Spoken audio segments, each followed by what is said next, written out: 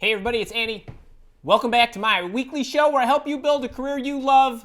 We're on regular time today with live office hours. Thanks for joining me. If you're here with me live, get in the chat. Tell me where you're from. Tell me what you need. Make sure to put some question marks in front of your questions because the chat gets pretty lively. If you are in one of my programs, let me know that too. If you're a boot camper or an I-teamer or in any of the Mile Walk Academy programs, I'd love to give you a shout out. I also want to know what assets you have at your disposal when I give you any kind of advice today, which I think is going to be pretty good because I feel on my game. Okay, I want to let you know that I was tinkering around, getting set with all of this. I think I might have lost some of the early birds in the chat. I had to refresh my my screen and such. So I think Bethany and maybe Adam Stark, I know you guys were in here early. I don't, Bethany, my apologies. I don't think I have your stuff, but if you are still here, please go to the bottom of the chat. And I know you got here early and put some things in and said some nice words. So please, if you just put that in the chat, I will have Kara send it to me via our Slack channel, and I will get your questions answered. And Adam Stark, I think Kara has your stuff here, so maybe I can start with you. But I'm going to dive right into questions. And today it's all about your questions. We're going to be on for an hour. And it's all about the Q&A today because next week, unless you've been under a rock, I just want to tell you, this is serious. We got over 2,000 people already signed up for this thing. Job Search Challenge. I'm with you 5 days in a row next week, Monday through Friday. I'm here every day for you. At 11 Central, then 1:30 Central, 11, 1:30, and 11. Just like that. So I hope you sign up. Kara will pop that into the chat. I'll make a few more quick announcements as we go through the hour, but I don't want you to miss that. It is going to be a time. It is going to be a time. I'm all prepped and ready for you and feeling pretty good about it. So let's get rolling. Bethany, if you're still here, give us your questions. I'll have Kara look down there at the bottom of the chat and send them to me. Right now, I'm going to get on with Adam Stark. And Adam says, I told you a while back about my passion film project. I don't want to mention it will be a side hustle, but the stuff I've done so far is pure gold for event planning as the role is so ranged. Will the interviewer think low of me if I'm shelving a passion project? I just want it all to seem positive. I hope you're well. I am doing better, thank you. I am almost fully recovered. I know I always judge how I'm feeling by my level of crazy, and so the last couple days I've been running out in the below zero weather and the below zero wind chill. I know my mom's gonna yell at me if she's watching, but yes, I'm back and I'm feeling pretty good. So, Adam, it's always about what you are, not what you're not. So talk about your passion project, talk about what you've learned, talk about it in terms of what you're going to bring to the place you're going to call home. That's all. I'm working on something. It's been a project that I've really loved pursuing. I'm doing some great things, and I did it to grow, to try things, pursue things, and I'm taking those experiences and I'm bringing them to somebody, and it's going to make me even a better employee. So just talk positively. You don't have to dwell on the fact that you are stopping it, even though you are. Just say it's time, it's time for you to find a home. That's it. Don't worry about it. I would love to hear what you drew out of it rather than you're calling it quits. Now, you do need to be careful. We've talked about this many times, you and me, about how you portray that you don't want it to appear as though it's going to be a big side hustle. So you want to make that clear. Other than that, buddy, you're going to do fine. So I hope that helps. Marcus Wabshall, thank you for the video testimonial not too long ago. I genuinely appreciated that. Watched it a couple times. My wife even watched it and cried. Okay, so tried to use the interview question about what specifically would someone accomplish you would consider them a successful hire. Boss replied, I don't want to say anything because I don't want you to feel that pressure. Now I am in the job without that clear metric. Advice going forward with this. Now I feel that I don't know what success looks like for me in my job. So if anybody is not familiar with what Marcus is referring to, there is an interview question that I absolutely love for you to ask. It is a home run question. It's also a question that I want you to confirm once you start your new job. Or, as a matter of fact, any of you that are currently in a role, and if you're just here for career development advice today, I want you to go to your boss, and if you don't already know the answer to this, you need to ask him or her that in a year from now, what specifically will I have accomplished, or what specifically will the person you hire have accomplished in order for you to consider it a success? And what you are looking for is the clarity on how you're going to be measured, what specifically they would consider success, the home run. What would I love this person to be able to do? And if you're in the interviewing process, what you want to do is you want to draw that information out because you want to make sure that you can now then tell them how you would go about accomplishing that. What that does is it puts the interviewer's eyes and mind focused on envisioning you as an employee in their environment, knowing that what you're saying is on track with what they're expecting. It's much easier for people to draw the conclusions and connect the dots about how you will perform if you're talking about it with them. It's much more difficult for them to draw conclusions if you're saying, well, this is how I did it over there, with 18 different variables than I would encounter here. Now, if you get into a situation where they do not know what success looks like, I want you to make sure that as a job candidate, you realize you are taking on a role or getting into a company where the way they're going to measure you is not defined, and they could be moving the goalpost on you, so to speak, along the way. And all of a sudden, you're not sure how you're being measured or what success is. And so somebody can come to you and say, well, you're just not performing as I would have expected. And you're thinking, well, I don't even know what you're expecting of me. So you want to be careful about this. Now, if you're at the company already like Marcus is, the thing you want to be able to draw out is, okay, if you're not sure what success is going to look like, or you're concerned that, well, first off, aside, Marcus, I want to mention the point about I don't want you to feel pressure. That's a bunch of bunk. Any employer that's going to hire somebody should be able to expect that the person they're hiring is going to do the job and can handle pressure and can perform well when they're squeezed. So that's a different conversation. But in your case, let's just say, sake of argument, you don't have the specific metrics of what it looks like down the road. You need to get the metrics of what it looks like right in front of you. What does today's goal look like? What does this week's goal look like? What does this month's goal look like? And this quarter? If they can at least draw some key performance indicators or KPMs, key performance metrics, or whatever it is that your company calls them, then at least you'll have some visibility to the goals you need to hit in the immediate future. So you need to kick it back to them. Okay, then give me some shorter term goals, right? Give me something near term to look toward. Okay, so that's what I would do there on that. Okay, and just for mug's sake, want you to know I got the Can I Help You mug today. It's got turmeric matcha tea in it or something. Faith at work, how you doing? I applied for a senior manager job at Adventure. I did well in 2 interviews, but not so well with 1 interview. They offered me a manager job, which is a lateral move. What should I do? Faith, my dear, I can't tell you what to do.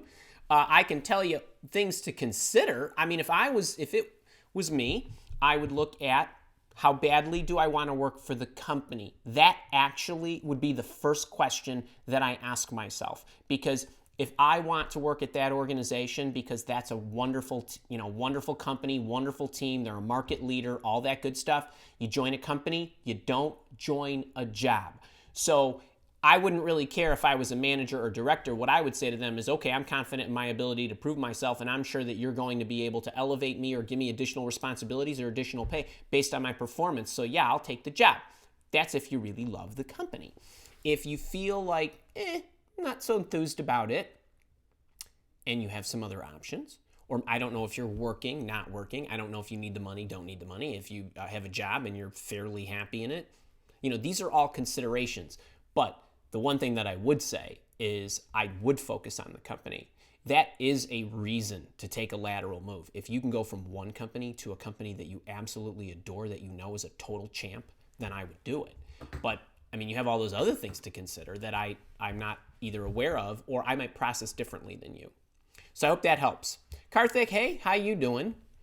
Recently came across your channel. Great to have you, and have seen your amazing webinar on the resume builder. Fantastic. Thanks so much for releasing it. You are welcome. Love to do that for you. Everybody, Karthik and everybody, I have many free offerings out there. There are 3 recorded webinars. There's one on the resume called 3 Secrets to Get Your Resume Noticed. There's one on just interviewing called 3 Keys to Ace Any Job Interview. And there's another one that's a little more holistic called How to Find a Job You Love. It takes you through the 10 greatest steps that you should be taking. It also takes you through the mistakes that you usually make at each stage in the job search.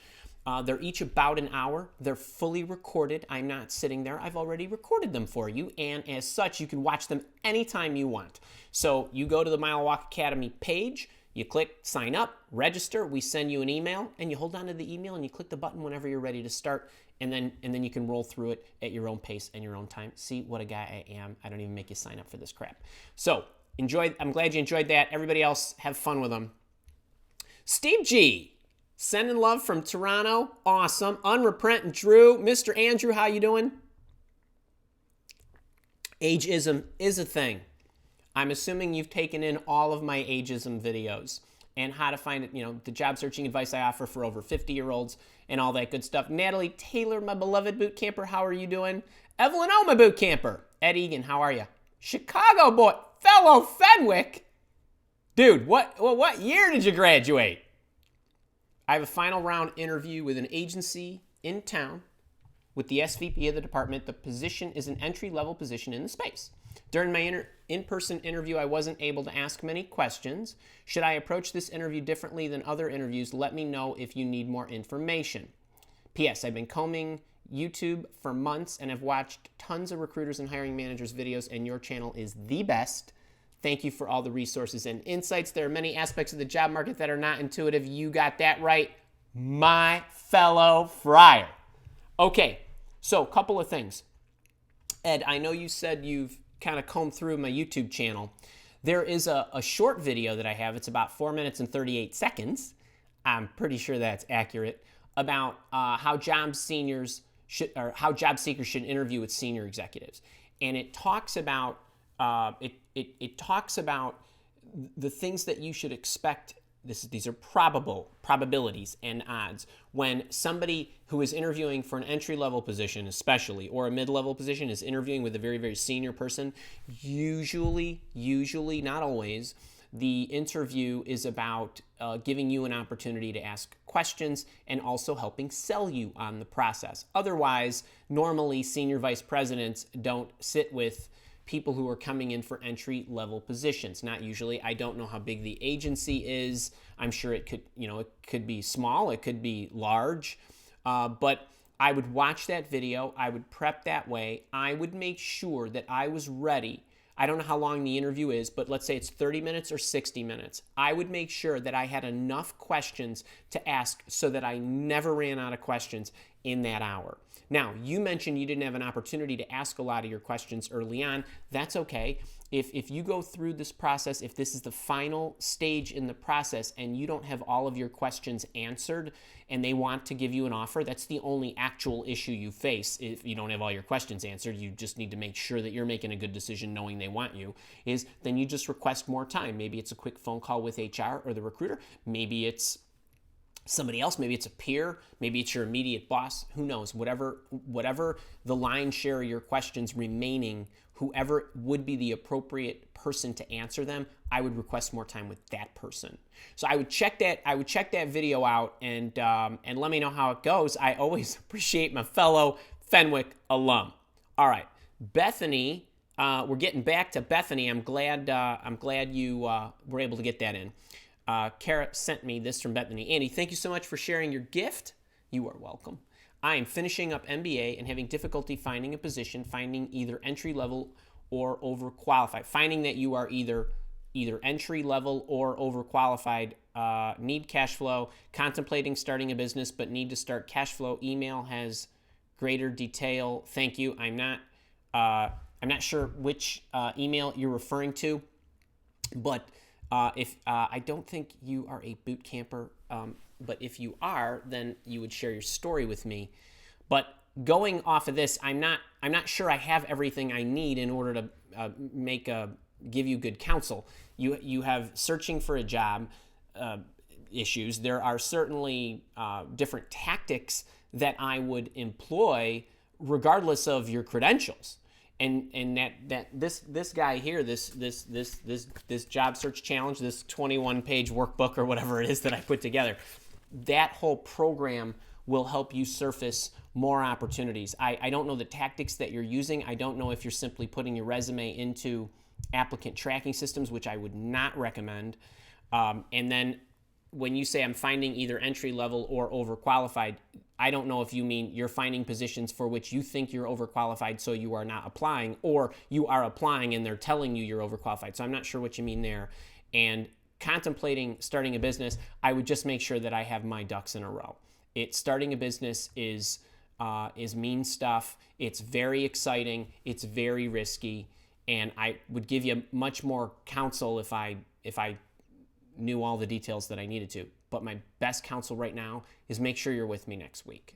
Make sure you're with me through the 5 days, because I'm going to give you the challenge on Monday, and then I'm going to break down the different tactics Tuesday, Wednesday, Thursday, and then Friday I'm going to recap everything, and I'm going to tell you how to overcome all the challenges. And my guess is for a lot of you, you're encountering these challenges, but you're also take comfort in knowing, I know this may not make you feel better immediately, but know that the environment that we are in right now, the time of year that we are in right now, is the best hiring time throughout the year. November through February are the best hiring months. They truly are. So take some comfort in that, Bethany. Hopefully I'll see you next week. Sorry I couldn't give you more insight, but there's a lot going on there, and there's a lot of things that could be leading to you not having the luck that you're looking for. So I hope that helped a bit. All right. Back to my chat. Evelyn O. What's the reason behind waiting 7 days before following someone you reached out to via the boss hunting letter? Seems long to wait, and a risk that within that time frame they will have filled the position. Evelyn O., I'm responding to emails that I got 18 or 19 days ago.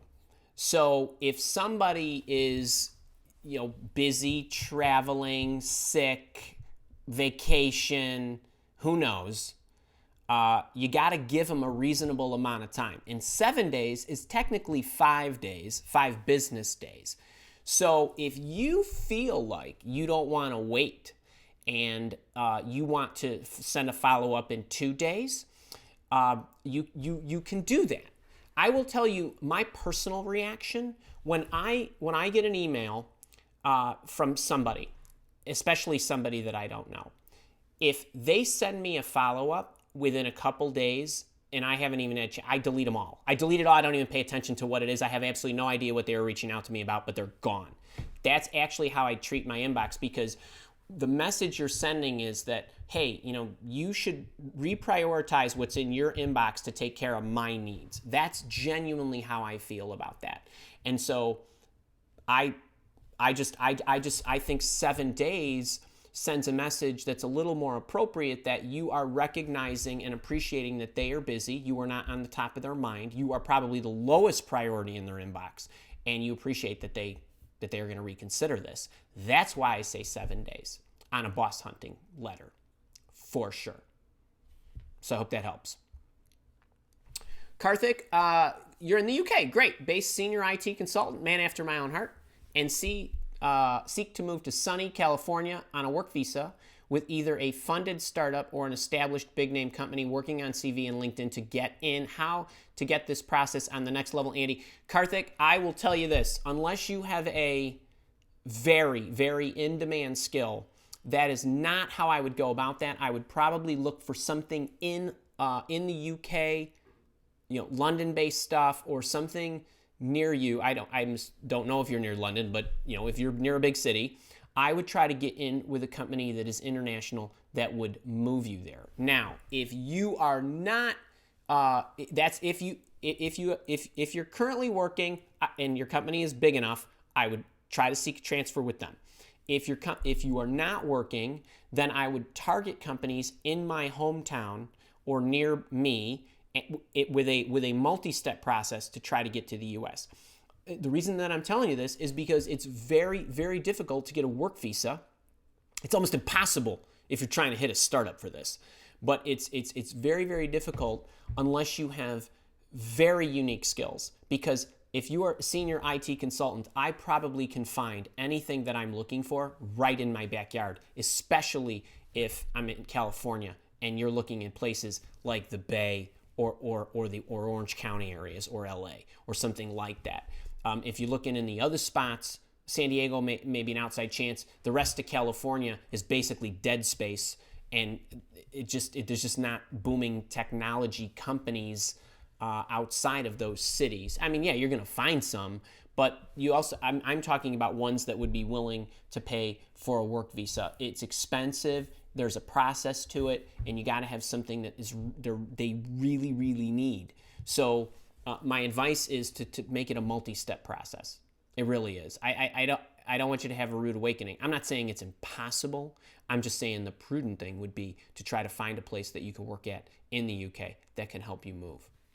I hope that helps. Jason Garrity, I'm a boot camper. How are you?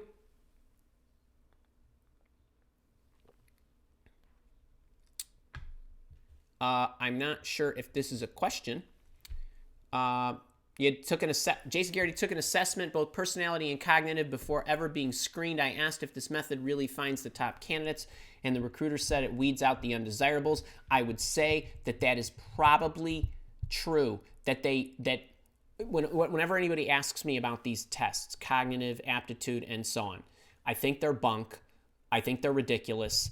I think anybody who tries to give me a test would never be able to simulate how I'm going to operate in their environment when I have to take into account all of the stresses, factors, considerations, opportunities, the economical situation, the market, the people, the political insights, dealing with the customers. All of that stuff can never be simulated, ever, ever, ever. So any company that believes in these tests, I think, is sorely mistaken. Now, if certain things surface that you're afraid to try new things, they're looking for certain characteristics, that's probably what the recruiter is referring to as undesirables. Not that you're undesirable, the fact that some of the stressors or your reactions to stressors do not align with the environment that they think they have. And I stress the word think.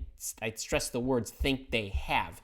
So I understand where you're going with that. I think they're a bunch of bunk, all of them. And I would classify all of them that way. All right. Evelyn O., when sending boss hunting letter to someone you don't know, what's the likelihood of it being opened by the recipient when there is a great concern for virus, ransomware? Evelyn, that is overblown. That's not my concern in the least.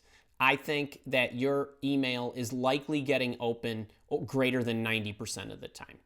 Now, you all who are on my email list open my emails at the rate of 20% of the time when I'm sending it to hundreds of thousands of people every Tuesday because of many, many things. The way my system is set up, the fact that spam filters know it's coming from it is massively populated, or the fact that your corporate ware is blocking it out and all that good stuff. The likelihood that your individual boss hunting letter that is attached to an email that you're sending and it being able to get through is virtually nil. That it will get bunked. I would not worry about that in the least. Tony P., hey, I know I need to get back to you. I think we're looking at like the 25th for you, but I will confirm. Although my eyes will be dilated that day. I have to go see the eye doctor. All right, John, how are you? Yeah, it is freezing. It is freezing. Hey, Mom. Good talking to you yesterday. Or I think it was yesterday. Hey, 25 minutes, I want to make an announcement. We have a mobile app. I don't know if you're going to be able to see this. Ooh. Can you guys see that K? Let's see. Can you see that? Probably not. All right. We have Mile Walk Academy has a mobile app. Our software provider, their name is Kajabi, Kajabi, has a mobile app that you can download for your phone, for your Android or for your iPhone. You will be able to access all of your Mile Walk Academy programs That's books like Interview Intervention or Out of Reach but in Sight. It's like your Job Search Boot Camp, the Interview Intervention course, my Leadership Monthly Live. All that good stuff is accessible. If you do not have it, grab it. You can take the stuff on the go. You can download the stuff. But what's pretty neat about it is Kajabi, who's the software provider, which is basically the site and the medium by which we deliver our training to you. If you log in, you just put your email in. It will recognize you. There will be a line item for all your Mile Walk Academy stuff. It'll be branded with the MA. You click it, it'll open up, and your training portal will be completely visible to you. It's pretty cool. So get that. I was kind of geeked about that, but we've been sending you lots of emails lately, so I haven't actually officially announced it to my email platform. But it's kind of cool. Grab it. If you're in the Facebook group and the LinkedIn group, you've probably seen notifications about it. So that's that. All right. Joshua, boot camper, how are you? Joshua, my researcher, I think.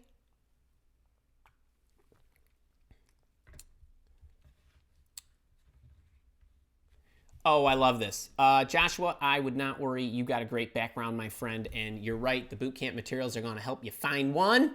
Ryan Elliott, Central Penn. Great to have you. Oh, love this. Seen dramatic improvement after retweaking my resume based on your resume tips and template. No offer yet, but I'm getting many more interviews and callbacks. Awesome. Go to the interview stuff. Push it over the edge. Beth Greger, hey, and yes, you are a beloved leadership student. Tim Branch is a boot camper. Keith Ferris, hey, I'm a boot camper. Questions. No job yet, out 8 months. Any thoughts on how to improve the resume since it's been around 4/29 ending date? 2, how should you update your LinkedIn profile as well? Okay, so Keith, I haven't seen your resume, so I don't know in general the thoughts on how to improve it. If you're asking me about the April date, yes, I believe it's 7 months, 6 months technically, but it's not the end of the world. It isn't. On my resume, I probably would just leave 2019. You could just put -2000, whatever it is. You could use years instead of months. That'd be one thing you can do. The LinkedIn profile, it's entirely up to you. If you want to end it in April, that's fine. If you want to leave it open, I don't really care. Just say, no, I'm no longer at the company. I left some months back. I'm happy to send my resume.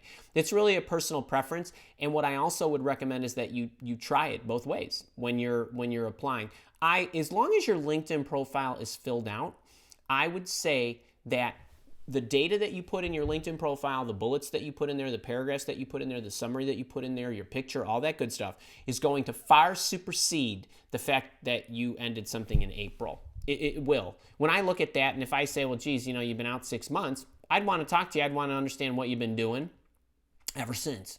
But if you got the goods, you got the goods. So you could try it both ways and see what hits. All right. Dawn in Vegas, and it just came across your webinars. Wonderful. You are welcome. I don't have a question for you. In all your web videos, you always say, where'd you go? Don't write things like detail-oriented multitasking and excellent communication skills. However, in my job field, all those things are listed as requirements. Actually, Dawn, that is a question. Oh, you do have a question. So here's a great one. Kara, can you do me a favor? Kara, do me a favor. I really want to shoot a short video on this, on how should I answer, or how should I address that? So just do me a favor, mark that, and I want to make sure we cut this. All right, so Dawn is asking a question. She wants to know if, that generally I recommend that you do not put opinion-based words in your resume like detail-oriented, multitasker, excellent communication skills, things of that nature. Things that tend to be fluff words that recruiters generally gloss over because they immediately recognize them as your opinion of yourself, which they actually don't care about. They want the facts, not your opinion. They want to draw the conclusions for themselves. So I also recognize that when you see job descriptions state that they are looking for people with certain characteristics like detail-oriented, self-starter, multitasker, strong communication skills, and so on. When that is the case, I'd love for you to add those into your resumes for a couple of reasons. Number one, you want to make sure that the reviewer and any of the applicant tracking systems are picking up those keywords. That's the first point. The second point is you want to make sure that when you add those words to your resume, you are not just putting them at the top of the resume in where I recommend core competencies, where I really like to reserve that for specific business functions. But if you want to add these characteristics, that's okay that you put them there. However, you are going to get more credit if you put them in the body of your resume in the different areas in the professional work experience section, in the different areas where you've cited your company. So, Dawn, if you've worked for company XYZ from 2017 to present, you're going to get generally 3 years of credit as a strong communicator, and so on. So you want to make sure you put it in the body. The last point I want to make on this is anytime you use words like that, you want to make sure that you are justifying and providing evidence of how you are a strong communicator, how you are a multitasker. So what do I mean by that? You can't just say multitasker, right? That doesn't mean anything.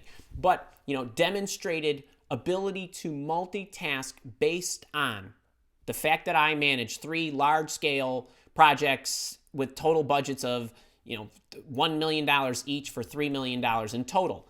Multitasker, great. You could do a number of things at once. That's what I'm talking about. So you've got to get some kind of justification in there. So add the keyword and then explain what you did to demonstrate that you were a multitasker, are detail-oriented. Demonstrated detail orientation by going through 8,000 line items for invoices to determine anything that was, any expenses that were underpaid, overpaid, this and that. What did you do to demonstrate that you were detail-oriented? So there's a couple quick examples. That's what I want you to do. So yes, it's okay to put those opinion-based words in your resume as long as you justify it. Hope that helps. All right, let's go back here. That was what, 33? Michael Kim, how are you? Love my Canadian folks. Got a lot of them.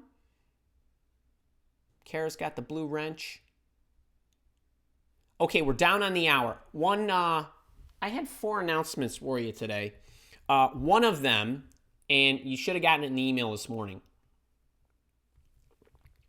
I have a 5-module career accelerator program. It covers the first 90 days of a new job. It covers that's 12 steps. There's also 12 steps for how you prepare for and plan and execute your activities so that you can get promoted in a year. That's a whole module, 12 steps there. I also give you my excellent planning techniques, the exercise I do every single day to come up with creative projects that move the needle, that move my business forward, but you can use them to generate ideas in your role for projects that will add money to the bottom line. All you need to do is do what I tell you, go through the process, actually set the time aside to do it. So I teach you how to do that. I give you all my organizational tactics, everything that I do to plan my life, my year, my quarter, my month, my week, my day, and everything that I do. That's a module. And then the last one is everything related to performance reviews, how to plan for them, how to prepare for them, how to go through it and conduct it, and all that good stuff. It's a $400 course. It's free if you are a boot camper before tomorrow, 24 hours from now. So tomorrow at 11 o'clock Central Standard Time, I've got a boot camp live coaching session. All of the boot camp packages are going to be rearranged tomorrow at 11:01 Central Time in the morning. There's going to be 3 different packages. They're not going to look like they look now. So if you're interested, if you're on the fence, please get in, because otherwise everybody's going to have to pay for that program after tomorrow at 11. So that's my one announcement on that. And I'll send you one last reminder in the morning, and that's it. And that reminder is this big, so don't forget. Chris Whitpan, my boot camper, how are you? Let's see here. Oh, sorry. I want to get ahead of myself.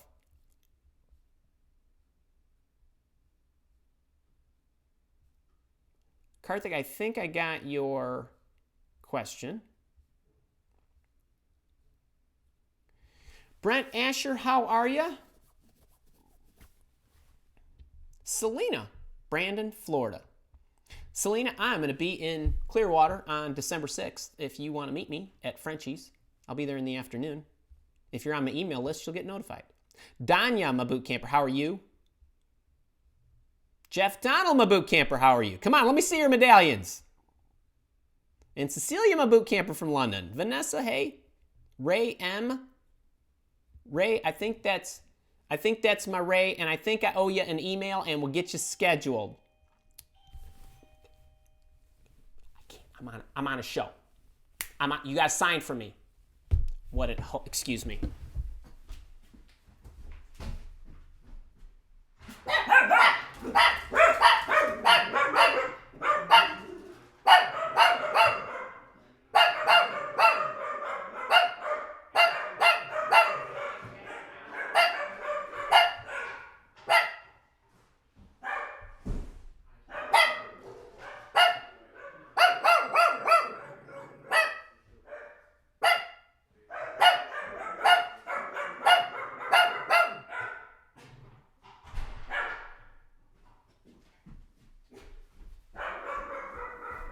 Sorry. I can't wait to see that on the camera. All right. That is something that had to be signed for.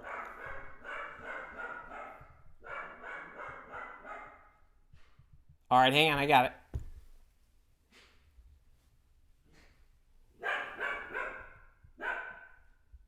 Melissa Edwards, hey, from Knoxville. Tiago, how are you? Thanks for the nice email. Brandon, detail guy. Brooke Sachs, my boot camper, how are you? Lerone. Follow me for a while. Great to have you. MCK, how are you?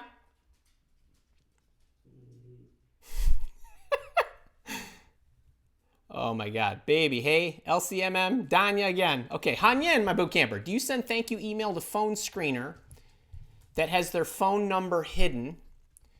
Do you ask them for their email when you know they want to stay anonymous? I'm not sure I'm following this. Do you send an email to the phone screener that has their phone number hidden? So I would ask the phone screener if you could have their email address and send them a thank you. Just say, I'd like to send you a thank you. That's all. Yes. They don't want to remain anonymous. They just didn't put the phone number up. I don't know if that's George. I don't know how you pronounce that. If I am the first person from Serbia, you actually, my friend, are not the first person from Serbia. The Mile Walk Academy has nearly 100 different companies represented in it for people that have enrolled in our programs. And we have a lot of Serbians, in fact, in there. I know that because we ship books there too. FHG360, how do you handle a panel interview of potential peers? The same way I shot it for you in how to ace the panel interview or how to crush the panel interview or whatever I titled the video on panel interviews. Check it out. Alexis, you do need to sign up. Hey, I'm not kidding about that boot camp thing. It has been a luxury that we have been given the boot campers since February when I created the program, and it's going.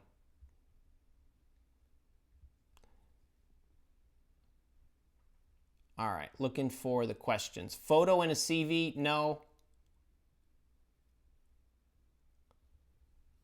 Zipping down, Jeff, resume question. Jeff McDonald, resume question. Recently, a job search advice email said some phrases were deadly to the resume. Things like goal-oriented, proven track record of, team player, your thoughts. Jeff, I don't know what the email was. I would, since you are a boot camper and you paid all that money, candidly and not to be funny, I would pay attention to the stuff in the program. Now, your question is the same as Dawn's, basically. Just recruiters absolutely hate. It makes their skin crawl. It really does. I cannot stress this enough. It makes their skin crawl when they see the top of the resume or throughout the resume, it littered with a bunch of basically dead weight words and expressions like that. So if the job description calls for goal-oriented, proven track record of, team player, and so on, then put them in if and only if that's the case. But if you do that, you need to justify it. So I gave you that answer here, I don't know, 10 minutes ago. All right, folks, I'm looking for question marks. I'm buzzing by.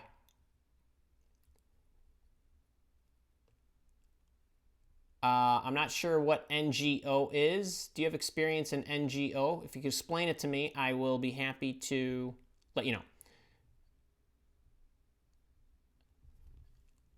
All right.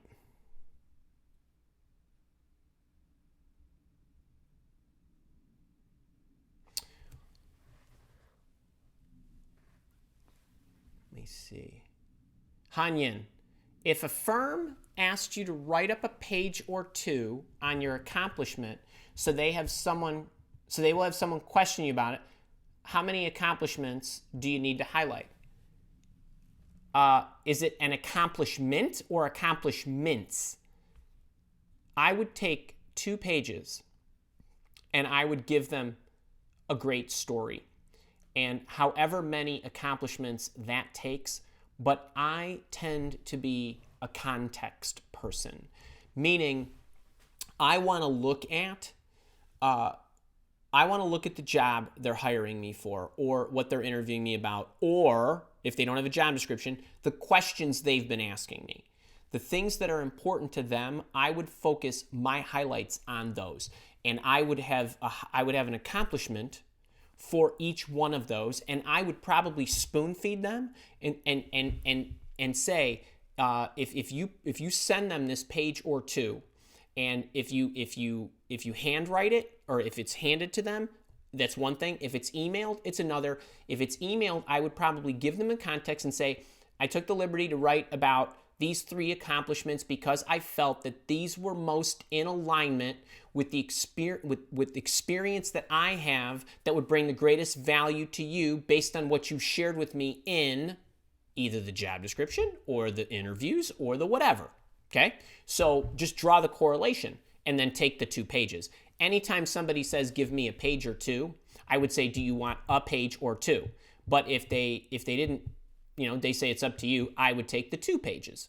And then I would just align my accomplishments with what they were looking for. It's the same thing when you're interviewing, right? I want to tell stories and accomplishments and experience that is in direct alignment with what you need. So that's how I would choose. Any content reference using STAR method? No, I would not use the STAR method ever for anything.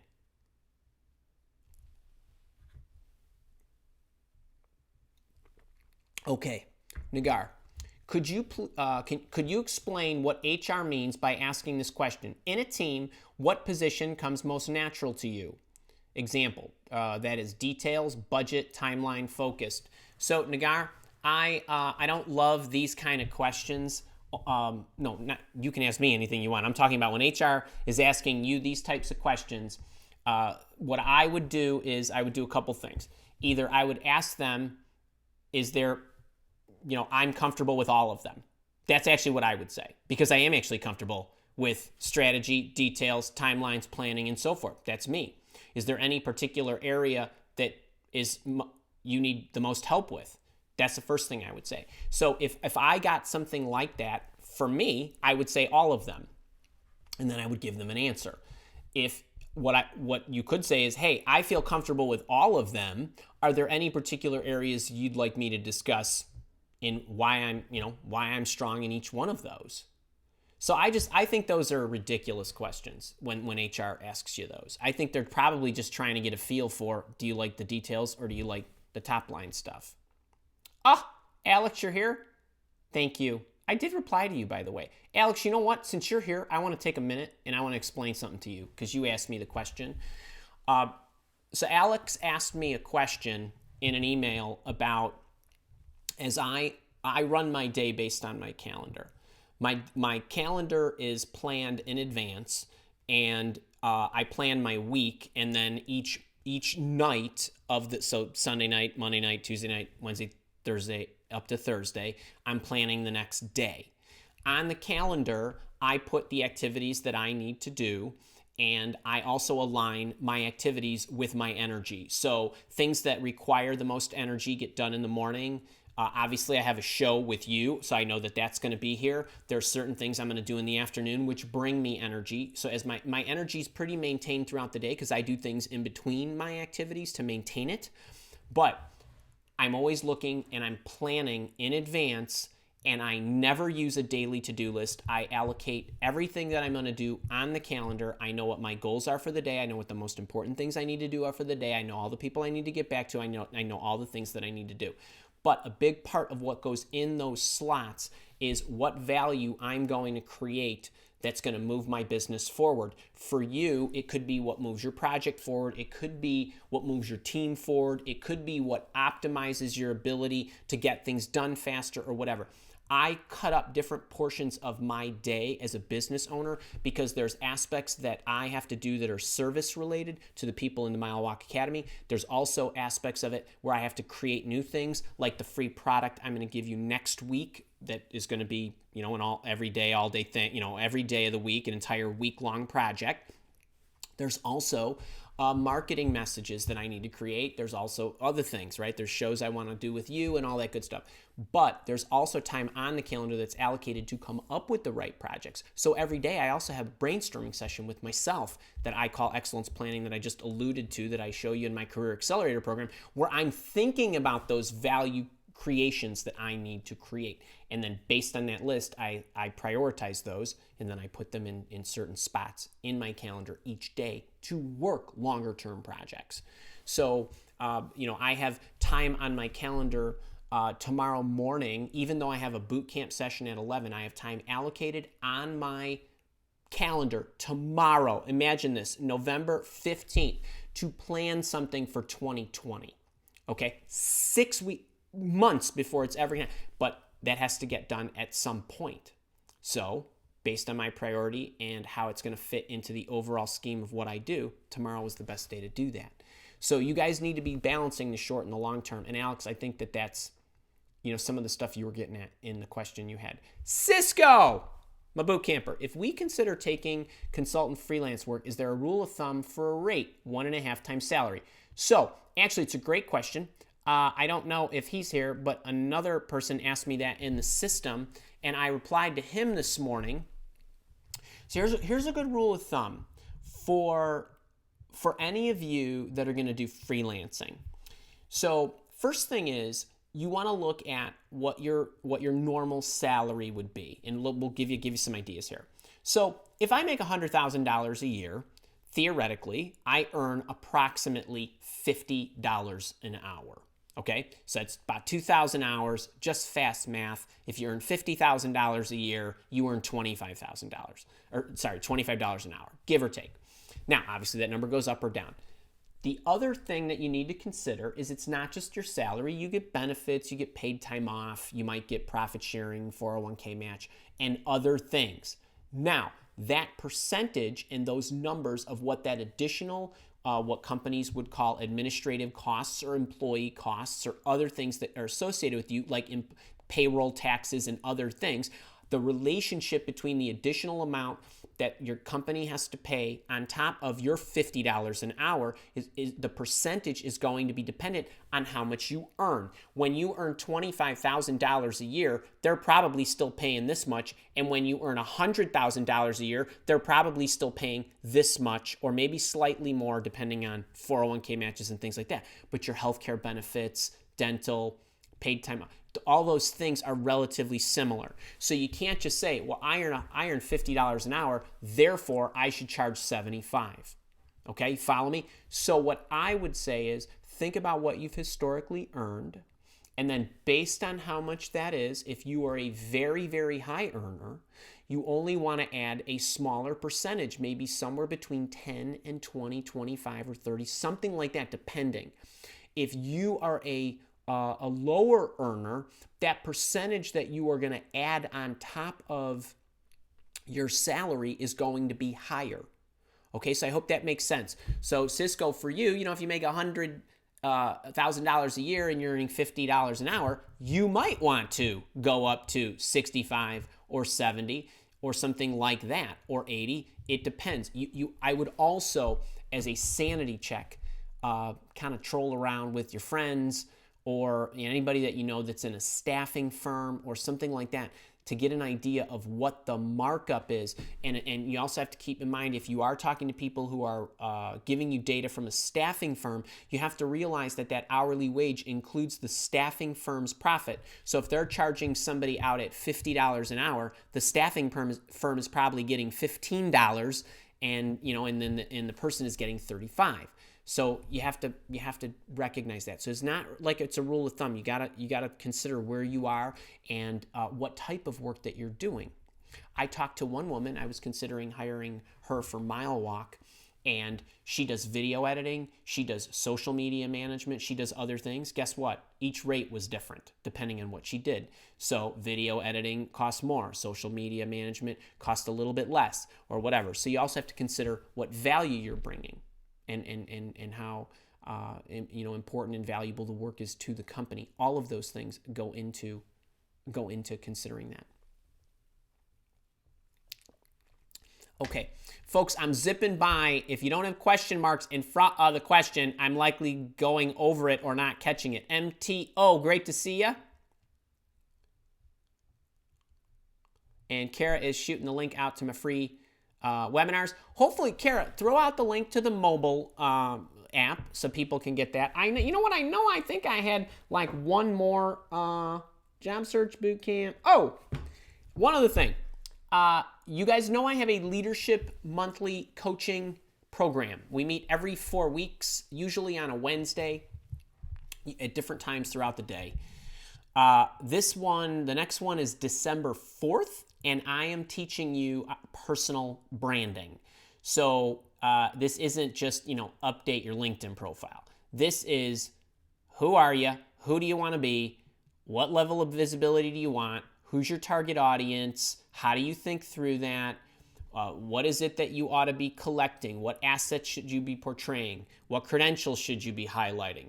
All of these things that go along with making, and this is inside your company or outside your company, right? Because it's not just for job seekers. This is for people who want to grow their careers. So there's elements that you need to do inside your organization, inside your market, and all that good stuff. But I'm teaching that personal branding on December 4th. But if you get in now, you can get some of the past months' goodness from that. So I just wanted to let you know, maybe Kara can plop that in too. All right. All right, I'm zipping down. I see, hey, Carrie Freeman, more to living. Why do most organizations not put who they are and what they do in job postings? Seems like a wasted opportunity. More to living, I think that, if you really want to know how I feel, I think companies absolutely suck at putting job descriptions together, because the first thing that ought to be in the job description is what they offer you, right? Companies think that everybody wants to work for them. So what do? They say, hey, more to living. We want you to have, these skills and these skills and these skills, and we want this, and you're going to do that, and this is what's required, and so on. And then most of them completely blow off the part about what you get to do, who you get to do it with, what your boss is like, how inspiring that person is, all the other things they offer, why they're the best place to work, why they're so attractive, why everybody wants to work for them. They ought to flip everything over. Actually, if you really want to laugh, check out my blog, the Mile Walk blog. Go there and type job description or human resources or something like that. And I wrote an article about what job descriptions should look like. And if you're in HR, you really ought to take heed to that. Ed Lampert, you are welcome for this morning. Brent Asher, why are these best months of the year to get hired? I'm gonna tell you. So October's pretty bad, all right? And the reason October's pretty bad is because what happens is, companies go into the mode in October of starting to think about the following year. Now, not every company has their fiscal year on their annual year. So some companies run June to June. Some companies run July to July. But most of the world runs January to the end of December. It's just simpler. They file their taxes that way. It's just easier. Now, every year, most companies, they create budgets. They have new projects, new inspirations. They do a lot of hiring, and they get a lot of people in January. Okay? It's a great month. Now, what's so good about November and December and February? Well, what most companies are doing in October is they're planning for the next year. What that means is they're not doing a lot of hiring in October. I'm not saying that people don't hire in October. I'm just saying that of the 12 months, October is my least favorite. Now, what happens is they do a couple things in October. They assess where their year is and where they're going, and they realize there's some new projects that they want to undertake. There's also other projects they're trying to wrap up by the end of the year. Just magically, there's things that happen that just occur this way.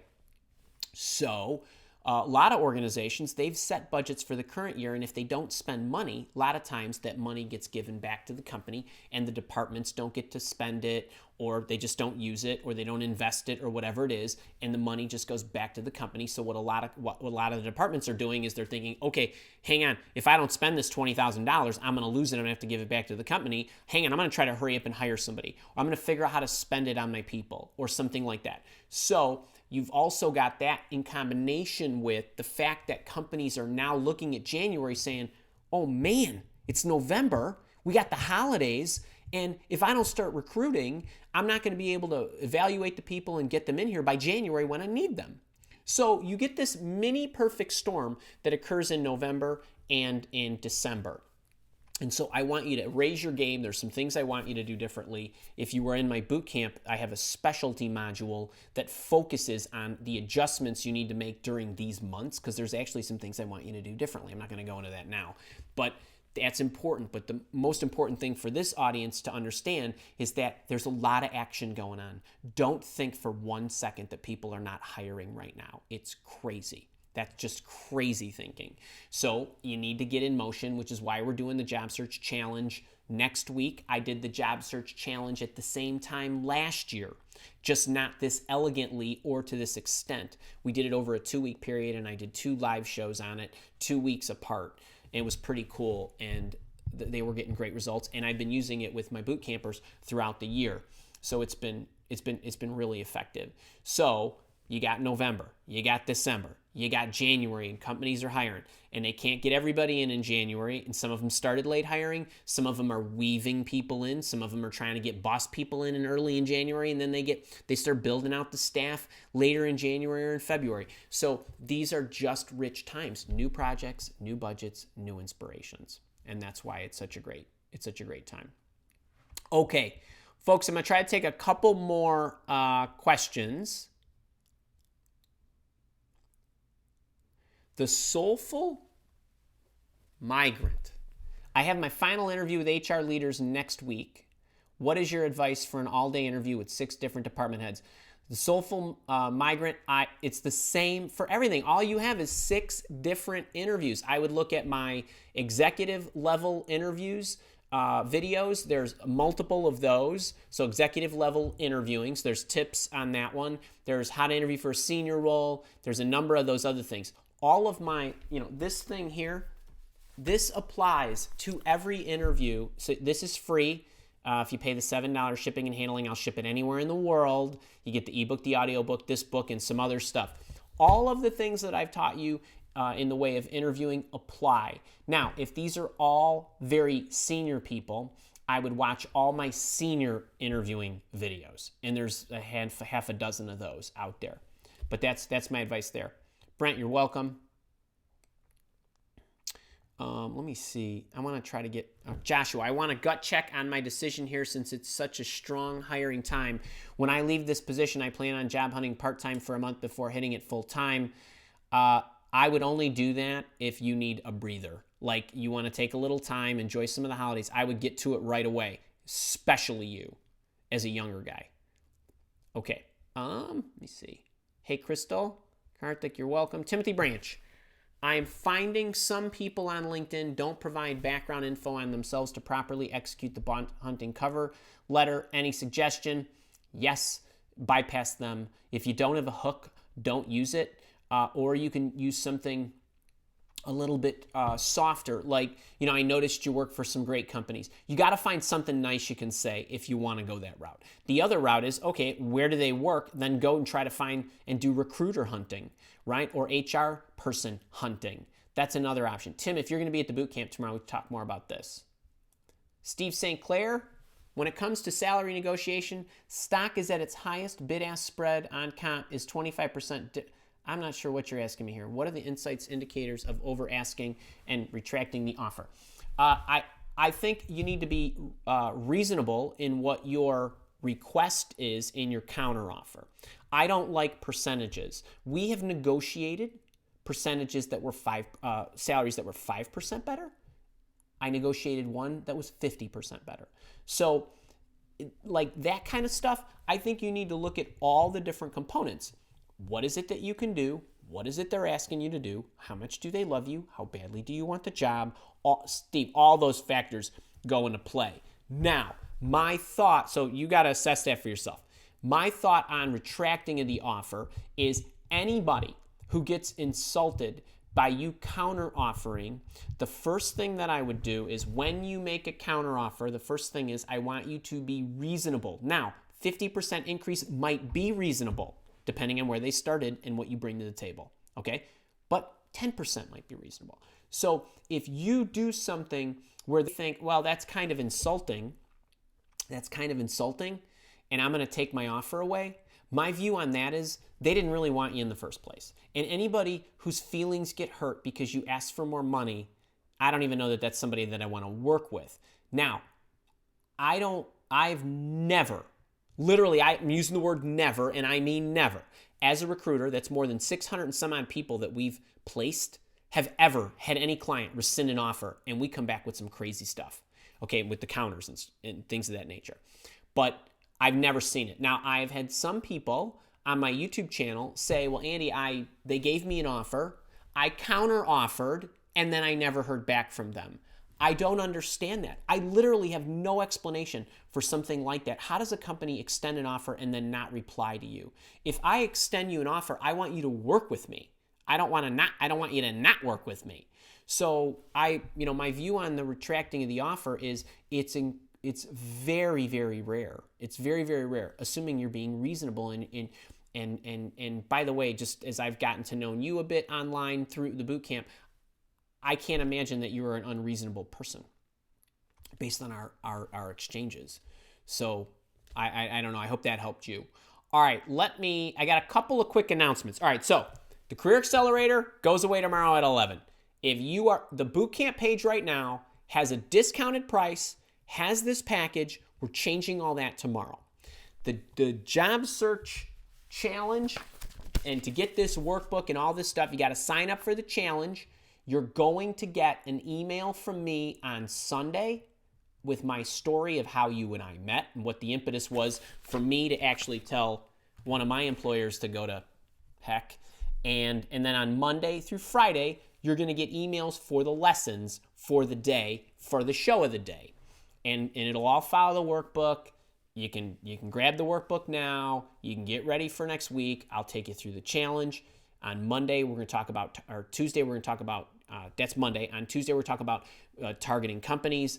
On Wednesday, we're going to talk about identifying people. On Thursday, we're going to talk about what to say to those nice people. On Friday, I'm going to tell you all the problems you're going to have and how to overcome them. It's a sweet week. And so I'm really looking forward to that. Leadership, December 4th, is on personal branding. And get the mobile app, and the book is free. Okay, I got to run, folks. If I did not get to your questions, my apologies about that. If you are a repeat attender, just make sure to put question marks in front of your questions. If you're going to add it to this video, will be up as soon as we click off. You can put your questions in the comments, and I will do my best to answer them. Just so you know, when I do answer my YouTube comments every single day, I always answer all of my comments in this order. I go to the Mile Walk Academy and I answer questions from paying students or paying members of the programs. I answer theirs first. I then go to my blog and my YouTube channel. I answer my subscribers. If you are subscribed to my channel, I answer your questions first. And if I've got any time left in that block, I go to the other people. So make sure you're subscribed to the channel. Hit the thumbs up if you like the video. Make sure you're joining all the free stuff next week. And I will see you Monday. I'll see my boot campers tomorrow. Take care. Have a good one.